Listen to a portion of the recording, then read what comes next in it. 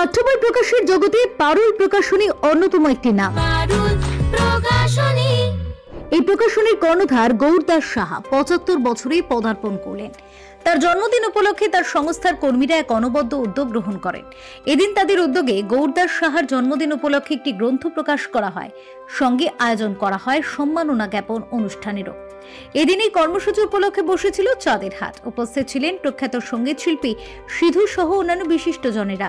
এদিন দূর দূরান্ত থেকে তার শুভানুধ্যায়ীরা তাকে শুভেচ্ছা জানাতে আসেন, যা দেখে স্বাভাবিকভাবেই আপ্লুত গৌরদাস সাহা নিজেও।